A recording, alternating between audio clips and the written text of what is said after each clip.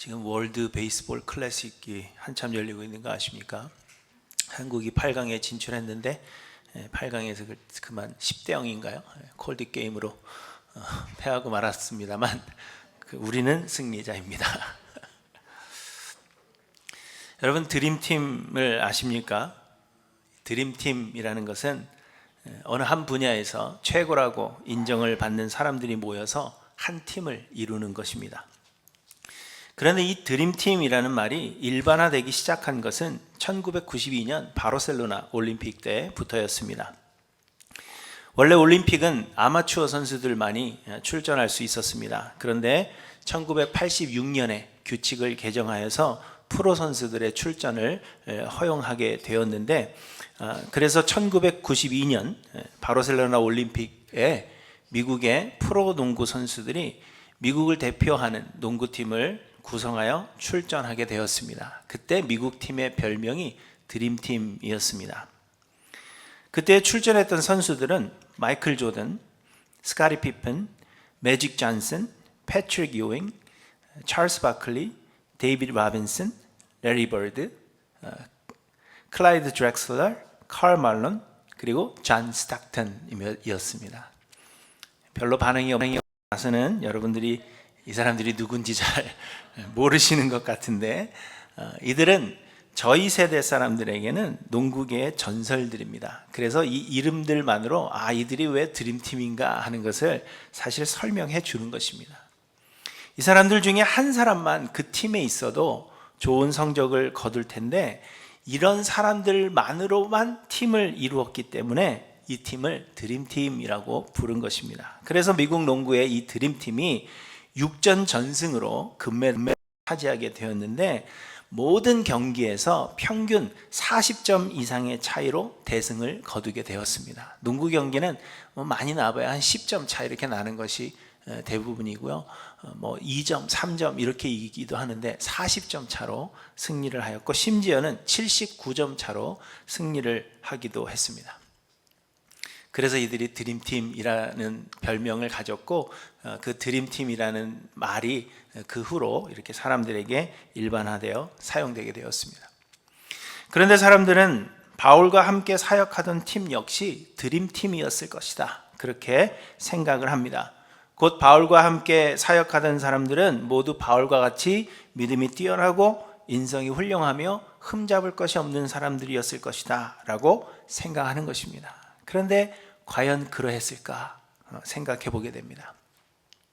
바울은 안디옥 교회에서 선교사로 파송을 받은 이후로 여러 지역을 다니며 복음을 전하고 또한 교회를 세웠습니다. 그런데 그때 바울 혼자서만 사역을 한 것은 결코 아니었습니다. 바울과 함께 여러 지역을 순회하며 복음 전파 사역에 동참한 사람들이 있었는데, 그들은 잘 알려지지는 않았지만 그래도 바울이 어느 지역으로 편지를 할 때에는 항상 그들의 이름을 편지 마지막 부분에 열거했습니다. 그래서 오늘 우리가 읽은 본문 역시 바울은 골로새 교회를 향한 여러 사람들의 문안 인사를 전하고 있는데, 이들이 모두 골로새서를 쓴 당시에 바울의 사역에 동참했던 동역자들이었습니다. 바울이 제일 먼저 언급하고 있는 사람은 두기고입니다. 두기고는 언제부터 바울의 사역에 동참했는지 정확하게 알 수는 없지만, 성경에 그의 이름이 등장하기 시작한 것은 사도행전 20장으로 바울이 3차 전도여행을 마치고 이제 예루살렘으로 돌아갈 준비를 하고 있을 때였습니다. 그래서 아마 이 두기고는 바울의 3차 전도 여행 시에 합류했을 것으로 보여지는데, 바울의 편지인 에베소서와 골로새서를 전달한 사람으로 알려져 있고, 또 예루살렘 교회를 위한 이방 성도들의 헌금을 전달하러 갈 때에도 바울과 함께 있었던 것으로 알려져 있습니다. 또한 바울이 로마의 감옥에 투옥될 때에도 바울과 함께 있었으며 후에 에베소로 보내진 것으로 알려졌습니다. 두기고는 비교적 늦게 바울의 사역에 동참했지만, 바울이 믿고서 교회들에게 보내는 편지와 헌금을 맡겨 보낼 수 있었던 바울의 대리자였으며 끝까지 바울과 함께한 사람. 바울은 이런 두기고를 골로새 교회에 보내면서 그는 사랑받는 형제요 신실한 일꾼이요 주 안에서 함께 된 종이 된 자 이렇게 소개합니다. 그리고는 내가 그를 특별히 너희에게 보내는 것은 너희로 우리 사정을 알게 하고 너희 마음을 위로하게 하려 함이라 이렇게 말씀하십니다. 곧 두기고는 바울을 잘 알고 있는 사람, 그래서 바울을 잘 소개해 줄 수 있는 사람이요 바울이 신뢰하는 자였다라는 사실을 말해주고 있는 것입니다. 그 다음으로 12절로 우리가 건너뛰면 에바브라를 이야기합니다. 에바브라는 골로새 사람으로 골로새 교회를 세운 장본인입니다. 골로새서 1장 7절에서 바울은 이와 같이 우리와 함께 종된 사랑하는 에바브라에게서 너희가 배웠나니 이렇게 말씀하십니다. 에바브라는 골로새 교회를 세운 사람입니다. 또 에바브라는 골로새뿐 아니라 오늘 본문 13절에 보시면 그가 너희와 라오디게아에 있는 자들과 히에라볼리에 있는 자들을 위하여 많이 수고하였다 이렇게 말씀하고 있습니다. 에바브라는 그러한 사람입니다.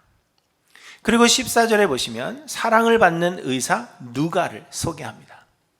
누가는 아시는 대로 누가복음과 사도행전의 저자입니다. 그런데 사도행전이 바울의 행적을 끝까지 기록하고 있다는 것을 생각해 볼 때 누가 역시도 바울의 사역에 끝까지 함께한 신실한 사람이라는 것을 알 수가 있습니다. 누가는 의사였기 때문에 아마도 여러 지역을 돌아다니며 복음을 전하는 바울과 같은 그 전도자들에게는 꼭 필요한 사람이 아니었겠는가 그렇게 생각이 됩니다.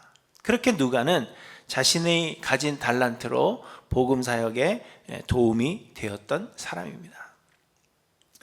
여러분 이렇게 위에 소개한 세 사람만 놓고 본다면 바울의 동역자들은 우리가 생각하는 드림팀이 맞다 할 것입니다. 그렇지만 이제 다음으로 소개할 사람들을 생각해 보면 이들이 드림팀이 맞나? 약간의 의문이 생기실 것입니다. 제일 먼저는 9절에 소개하고 있는 오네시모입니다. 여러분 이 오네시모에 대해서 잘 아시죠? 오네시모는 골로새에 살다가 바울에게 온 사람으로 골로새 교회의 핵심 인물이었던 빌레몬이라는 사람의 노예였습니다. 그런데 오네시모는 빌레몬의 집에서 도망하였고 도망하던 중에 로마에서 바울을 만나게 되었는데 그때 바울로 인하여 회심하게 되었습니다. 바울이 골로새서를 두기고의 편에 때 오네시모의 주인 빌레몬에게 보내는 빌레몬서를 함께 보내게 되는데 아마도 오네시모를 함께 보낸 것으로 그렇게 이야기하고 있습니다. 그래서 골로새서를 받아보고 있는 골로새 교회의 성도들은 아직 오네시모의 이 회심 이야기를 알지 못했을 것입니다. 그래서 그들에게 오네시모는 그저 빌레몬의 집에서 주인의 것을 훔쳐서 도망하여 죽어 마땅한 노예가 했던 것입니다. 골로새 교회 성도들은 두기고와 함께 나타난 이 오네시모를 보고는 웅성됐을 것이고 왜 저 사람이 같이 있지? 웅성됐을 것이고 골로새서가 낭독될 때 바울이 오네시모를 소개하면서 신실하고 사랑을 받는 형제라 말하는 것을 듣고는 아마 당황했을 것입니다. 아마도 골로새 교회 사람들은 바울은 왜 저런 사람과 동역할까? 왜 저 사람을 신실하고 사랑을 받는 형제라고 이야기할까? 의문을 품었을 것입니다. 그 다음으로 소개되고 있는 사람은 마가입니다. 마가는 베드로의 아끼는 제자였던 것으로 알려져 있고요. 마가복음의 저자인 만큼 예수님의 사역을 가까이서 경험한 사람입니다. 마가의 어머니 마리아는 복음서에 아주 자주 등장하고 있으며 제자들이 모여서 예수님께서 돌아가시고 제자들이 모여서 기도하던 다락방이 마가의 다락방이라고 불리웁니다. 그리고 이 마가는 바울을 안디옥에 데리고 와서 사역을 시작하도록 도운 바나바의 질, 곧 조카입니다. 소위 말해서 모태신앙인이라는 것입니다. 신앙의 가문에서 태어난 그러한 사람이라는 것이죠. 그래서 마가는 아시는 대로 바울과 바나바의 1차 전도 여행에 동행했던 사람입니다. 그러나 이 마가는 전도 여행을 끝까지 함께하지 못하고 중도에 그만 돌아가 버리고 말았습니다. 바울과 바나바가 2차 전도 여행을 계획하고 떠나려고 할 때 바나바는 이 마가를 다시 데리고 가고 싶었는데 바울은 반대했습니다. 그래서 바울과 바나바가 심하게 다투어서 결국 두 사람이 갈라서게 되었는데, 두 사람이 갈라서게 된 그 원인이 되었던 사람이 바로 마가입니다. 그리고 이 마가와 함께 두 사람이 더 소개되고 있는데, 아리스다고와 유스도라고 하는 예수입니다. 이 두 사람에 대해서는 알려진 바가 많이 없습니다. 아리스다고는 데살로니가 사람이라는 것과 유스도는 헬라식 이름이고 히브리식 이름은 예수라는 것 외에는 알려진 것이 없습니다. 그런데 오늘 본문에서 마가와 더불어 이 아리스다고와 유스도에 대하여 아주 흥미로운 사실을 기록하고 있는데, 그것은 이 세 사람이 모두 할례파라는 것입니다. 11절에 보시면 그들은 할례파이나 이렇게 말씀하고 있습니다. 여러분, 할례파가 무엇입니까? 할례파는 구원을 얻기 위해서는 반드시 할례를 받아야 한다고 주장하는 사람들입니다. 그래서 바울은 이들의 주장을, 이 할례파의 주장을 반박해 왔습니다. 바울은 할례를 받은 그들이라도 스스로 율법은 지키지 아니하고 너희에게 할례를 받게 하려 하는 것은 그들이 너희의 육체로 자랑하려 함이라, 이렇게 말씀하셨고, 할례나 무할례가 아무것도 아니로되 오직 새로 지으심을 받는 것만이 중요하니라, 이렇게 말씀하셨습니다. 골로새서에서도 그 안에서 너희가 손으로 하지 아니한 할례를 받았으니 곧 육의 몸을 벗는 것이요 그리스도의 할례니라, 이렇게 말씀하신 바가 있습니다. 곧 육체의 할례가 필요하지 않다라는 것을 말씀하셨다는 것입니다. 그런데 마가와 아리스다고와 유스도는 할례파였다는 것입니다. 신학자들은 이 할례파라는 단어를 유대인으로 해석해야 한다, 그렇게 주장하기도 합니다. 곧 마가와 아리스다고와 유스도가 할례파라 이야기하는 것은 그들이 할례 받을 것을 주장하는 그런 할례파가 아니라 유대인들임을 강조하기 위한 표현이다, 이렇게 말하는 사람들이 있습니다. 혹자는 이들이 할례파였지만 그러나 바울의 사역에 동참할 때에는 무할례파로 돌아섰을 것이다, 그렇게 말하기도 합니다. 그러나 바울이 오늘 본문에서 유대인이라는 단어가 있음에도 불구하고 이를 사용하지 않고 또 아무런 설명을 곁들이지 않은 채 이들은 할례파라는 단어를 사용한 것은 이들이 바울과 동역하고 있었지만 여전히 할례파였다라는 사실을 말해주는 것입니다.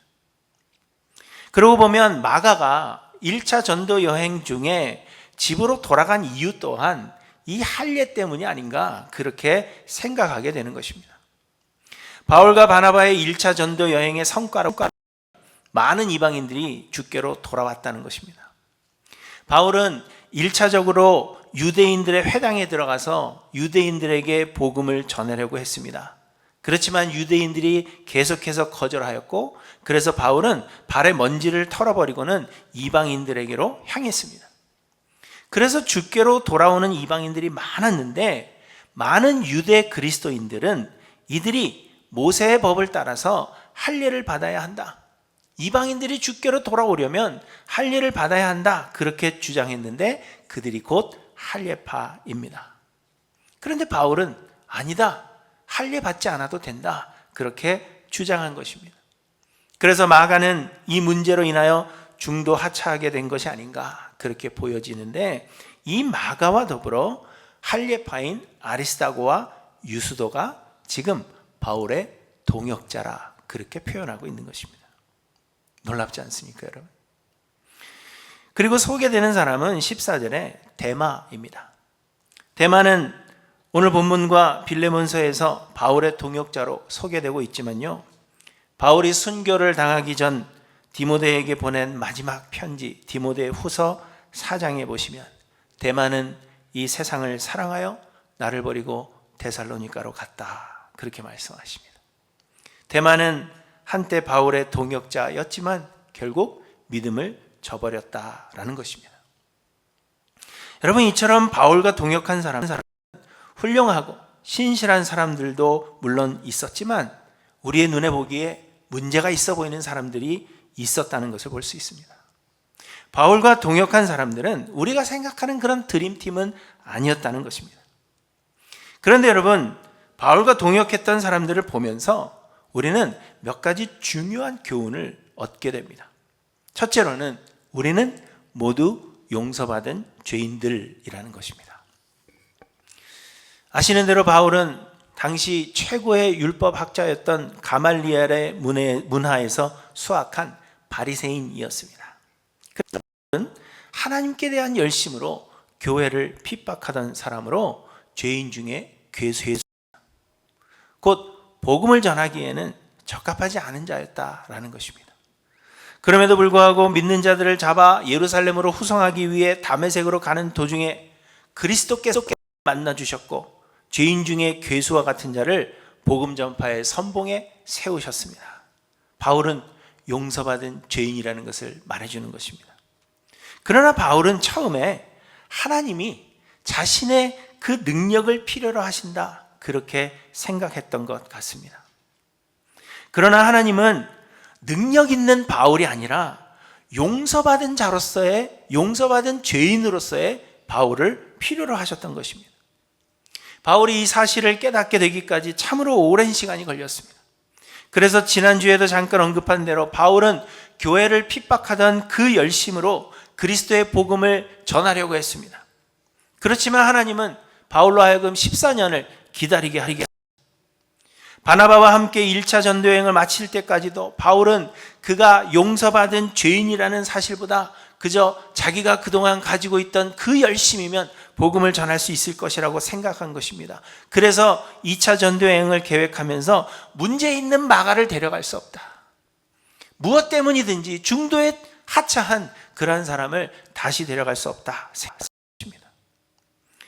그런데 하나님께서 계획을 막으시고 바울이 계획하지 않은 길로 인도하시는 그 과정을 통하여 하나님은 능력 있는 바울이 아니라 용서받은 죄인으로서의 그 바울을 필요로 하신다 하는 사실을 깨닫게 되었습니다. 그래서 바울은 자격이 되지 않는다고 생각했던 마가를 제일 먼저 불러들였습니다. 그리고 주인의 것을 훔쳐 달아난 노예 이 오네시모, 죽음을 당해도 할 말이 없던 오네시모를 용서해 줄 것을 요청하고 있는 것뿐만 아니라 그를 자신의 동역자로 합류시키고 있는 것을 우리에게 보여주는 것입니다. 그리고 오늘 본문에 언급된 모든 사람들이 사실 그 본문에 언급하고 있지는 않지만 그러나 사실 모두 용서받은 죄인들입니다. 왜냐하면 세상의 모든 사람들이 처음부터 잘 믿는 사람은 아니었을 것이고 또 모두 죄인이기 때문입니다. 여러분, 모태신앙이라는 말은 없는 것입니다. 태어나면서부터, 모태에서부터 신앙을 가지고 태어나지 않습니다. 우리는 다 죄인으로 태어나지만 그럼에도 어느 순간에 용서를 받는 것입니다. 우리는 모두 죄인이며 자격이 되지 않지만 예수 그리스도의 은혜로 말미암아 구원을 받고 하나님의 사역에 동참케 하시는 것입니다. 하나님은 우리의 능력을 필요로 하시는 것이 아니라 주홍빛 같은 죄가 용서함을 받은 그 용서받은 죄인으로서의 마음을 원하시는 것입니다. 그래야만 하나님 아버지의 마음으로 죄인들을 볼 수 있기 때문입니다. 사랑하는 성도 여러분, 처음부터 믿는 자는 없습니다. 우리는 모두 용서받은 죄인들임을 여러분 기억하셔서 죄인들을 바라보시는 아버지 하나님의 마음으로 하나님의 사역에 동참할 수 있는 저와 여러분들 되시기를 간절히 소망합니다. 둘째로 주시는 교훈은 우리가 전하는 것은 예수 그리스도뿐이라는 것입니다. 오늘 본문은 마가와 아리스다고와 유스도가 할례파라 그렇게 말씀하십니다. 그런데 바울은 할례파의 주장을 비판하고 반박합니다. 그런데도 어떻게 할례파가 바울의 사역에 동참할 수 있겠습니까? 그것은 바울이나 할례파나 자신들이 믿는 바가 있던 모두가 다 완전하지 않다는 사실을 인정했기 때문입니다. 곧 자신이 틀릴 수도 있다라는 사실을 인정한 것입니다. 여러분, 우리의 믿음은 주관적인 것입니다. 우리의 믿음은 성령을 통하여 주시는 하나님의 선물이라고 믿지만 하늘나라 가기 전까지는 하나님이 그것을 확인해 주시기 전까지는 우리는 성령을 통하여 주시는 것인지 아니면 내 개인적인 착각인지 알지를 못합니다. 우리는 말씀을 묵상하고 학습하며 또 기도를 통하여 우리의 믿는 바를 확신하지만 그러나 훗날 하나님께서 내가 틀렸다 하시면 틀린 것입니다. 우리는 이 사실을 인정해야 하는 것입니다. 그래서 우리의 믿는 바를 우리의 삶에는 적용해야 하지만 또 다른 사람들이 믿는 바에 대해서도 존중해 주어야 한다는 것입니다. 몇 주 전에 제가 교단 가입 청문회를 위해서 샴페인에 다녀온 거 여러분 기억하시죠? 그런데 그 교회는 원래 감리교로 개척된 그러한 교회였습니다. 감리교로 한 20여 년 있다가 8년 전에 교단을 하였고 그 후에 개혁주의 목사님들이 담임하기 시작하면서 이번에 우리 교단에 가입하기로 청원을 했지만 가보니까 여전히 감리교 색채가 강했습니다. 그래서 저희는 꽤 긴 시간 교회에서 여성의 역할에 대해서 대화를 오랫동안 나누었습니다. 감리교는 여성도 목회자로 안수받을 수 있기 때문입니다. 다행히 성도님들이 이 여성의 롤에 대해서, 여성의 그 역할에 대해서 여전히 이해되지 않는 부분들이 우리에게 있지만 그럼에도 불구하고 우리는 여성의 역할에 대한 교단의 입장을 전적으로 따를 준비가 되어 있다. 그렇게 말씀해 주셨습니다. 그때 정권위원회 중 한 목사님이 이런 말씀을 하셨습니다. 우리 교단이 여성을 안수하지 않는 것은 성경이 그렇게 말씀하고 있다고 믿기 때문이라는 것입니다. 그러나 어느 순간 하나님께서 PCA가 틀렸다라고 말씀하시면 우리가 틀린 것입니다. 그렇게 말씀하셨습니다. 그래서 우리는 우리의 믿음대로 여성을 안수하지는 않지만 그러나 다른 교단의 결정 또한 존중한다. 그렇게 말씀하신 것입니다. 여러분, 우리가 전하는 것은 그리스도 예수의 복음뿐입니다. 우리는 우리 교단을 전하는 것이 아니고요. 또한 교회 안에 여성의 역할을 바르게 전달하는 것이 우리의 사명이 아닙니다. 우리는 예수 그리스도의 복음을 전하는 것입니다. 예수 그리스도를 누구나 구원을 얻는다는 이 간단한 진리를 전하는 것이 우리의 사명입니다. 바울이 이방인들에게 할례를 받지 않아도 된다 그렇게 가르친 것은 할례가 이방인들에게 그리스도께로 나오지 못하도록 막는 멍에와 같은 것이었기 때문입니다. 그런데 바울과 동역한 이 할례파들은 자신들은 할례를 받아야 한다 그렇게 믿었음에도 불구하고 이방인들이 그리스도께로 돌아오는 데 있어서 그것이 방해가 된다면, 그것이 멍해가 된다면 그것을 기꺼이 포기하겠다라는 마음을 가진 것입니다. 할례에 대해서 자기 자신들에게 대하여는 철저하지만 그러나 그것이 그리스도를 전하는 일에 방해가 되기를 원치 않았던 것입니다. 그래서 바울은 11절에 이들만은 하나님의 나라를 위하여 함께 역사하는 자들이니 이런 사람들이 나의 위로가 되었느니라 이렇게 말씀하십니다. 이들은 비록 할례파이지만 그러나 이들은 그리스도의 복음 전하는 데 있어서 나에게 위로가 되고 필요한 사람이다. 그렇게 이야기하고 있는 것입니다. 여러분, 우리가 전하는 것은 그리스도 예수의 복음뿐이라 하는 사실을 여러분의 마음속에 생각하시기를 바랍니다. 그래서 나의 주장이 혹 그리스도의 복음을 전하는 일에 방해가 되지 않는가 여러분 돌아보시고 그리스도의 복음 전하는 일에 힘쓰시는 저와 여러분들 되시기를 간절히 소망합니다. 그리고 셋째로 우리는 끝까지 신실해야 한다 하는 교훈을 주십니다. 데마는 바울의 동역자였지만 아시는 대로 바울의 사역의 끝즈음에 데마는 세상을 사랑하여 바울을 버리고 데살로니가로 갔습니다. 바울을 버렸다 하셨지만 실상은 바울만 버린 것이 아니라 믿음을 버린 것이고 하나님을 떠난 것입니다. 바울이 골로새서를 쓸 때까지만 해도 데마는 바울의 드림팀이었습니다. 아무도 데마가 바울을 버릴 것이라고 생각하지 못했을 것입니다. 어쩌면 데마 자신도 절대로 그런 생각을 안 했을 것입니다. 하지만 결국 데마는 믿음을 저버렸습니다. 반대로 오네시모는 주인의 것을 훔쳐 달아난 죄인이었고 전에는 무익한 자였지만 이제는 바울과 성도들에게 유익한 존재가 되어서 끝까지 동역했습니다. 또 마가는 한때 중도에 포기한 사람이었지만 마가는 이제 바울의 일에 유익한 사람이라 그렇게 말씀하고 있습니다. 오늘 본문에서도 이 마가에 대해서 내가 특별히 얘기한 것을 너희가 지키라 그렇게 이야기합니다. 오늘 본문에 기록된 바울의 동역자들 중에서는 데마와 같이 마지막에 바울을 떠난 사람들도 있었을 것이고 또 반대로 처음에는 부족했지만 그러나 바울이 순교하는 그날까지 함께 했을 뿐만 아니라 그 후에 교회의 지도자들이 된 사람들이 많이 있다는 것을 교회의 전통이 전해주고 있는 것입니다.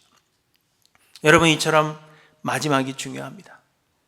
바울은 맡은 자들에게 구할 것은 충성이라 하셨습니다. 우리가 행하는 모든 것은 사실 하나님이 하시는 것입니다. 그래서 하나님은 우리의 능력을 필요로 하시지 않으시고 다만 우리에게 충성, 곧 끝까지 신실하기를 원하시는 것입니다. 그래서 우리는 마치 다 이룬 것처럼 교만하지 말아야 할 것입니다. 우리는 하나님의 은혜로 살고 있고 언제든지 하나님께서 우리를 붙잡으셨던 그 손을 놓으시면 우리는 언제나 범죄할 수 있는 죄인들이라는 사실을 기억해야 합니다. 나의 나 된 것은 오직 하나님의 은혜요, 나는 하나님의 은혜로 사는 것임을 기억해야 합니다. 또한 우리는 다른 사람들에 대하여 오래 참아 주어야 합니다. 우리의 삶은 성화를 이루는 과정입니다. 하나님이 결국에는 어떤 사람을 만들어 가실지 우리는 알 수 없습니다. 그렇기 때문에 그 과정을 우리가 서두르거나 혹은 속단해서는 안 된다는 것입니다. 오네시모나 마가와 같은 사람들이 바울의 사역에 동참할 수 있었던 것은 그들을 향한 오래 참음 때문이었다는 것을 기억해야 합니다. 예수님도 말씀하십니다. 먼저 된 자로서 나중되고 나중된 자로서 먼저 될 자가 많다 하셨다는 것을 여러분 기억하셔서 끝까지 신실하시며 또한 다른 사람에 대하여 오래 참는 성도님들 되시기를 간절히 소망합니다.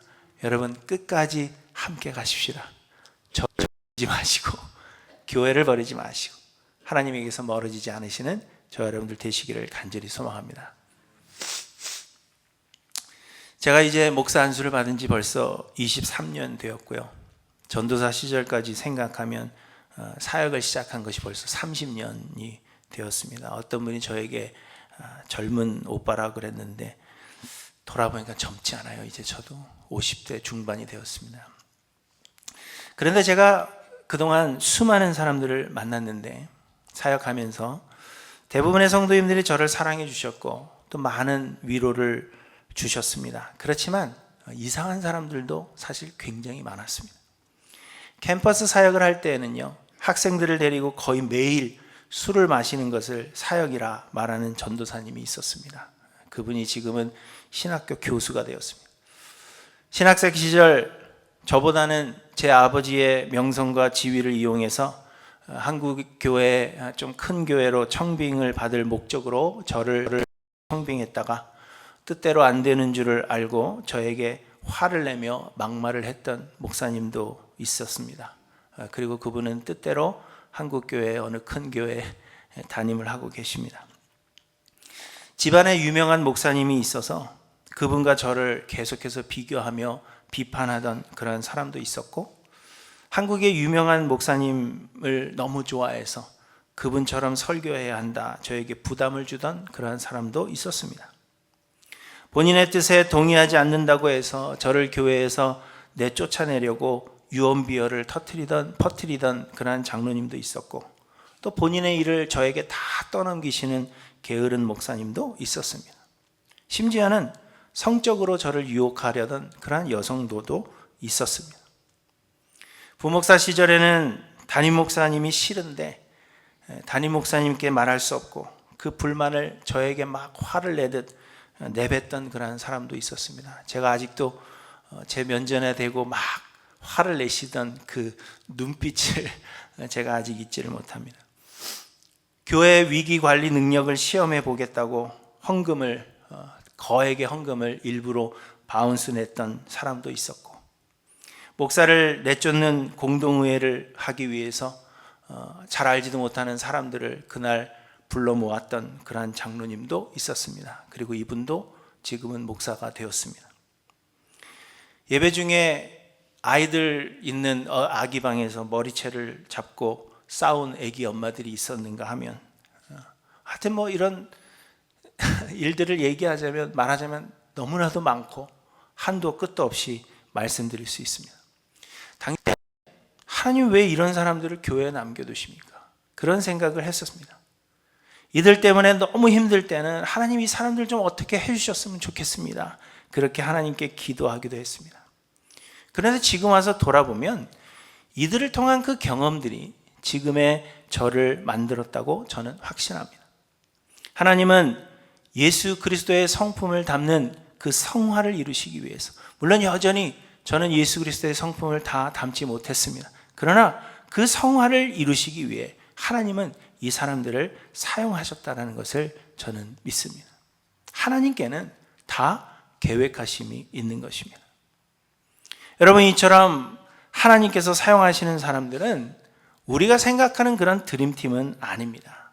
모두가 다 불완전하고 허점투성이고 실수가 많습니다.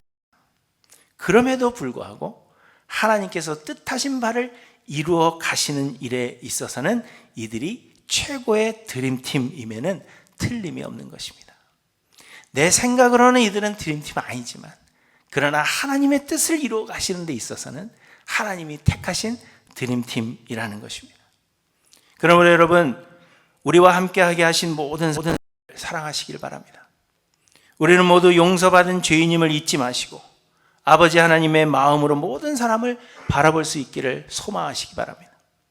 배우고 확신한 일에 거하되 우리의 전하는 것이 예수 그리스도의 복음뿐이라는 사실을 잊지 마시고 항상 겸손한 마음으로 끝까지 충성을 다하시는 하일랜드교회 모든 성도님들 되시기를 간절히 소망합니다. 그래야 해서 하늘나라 생명책에 기록되어지는 하나님의 드림팀들이 모두 되시기를 주님의 이름으로 간절히 축원합니다.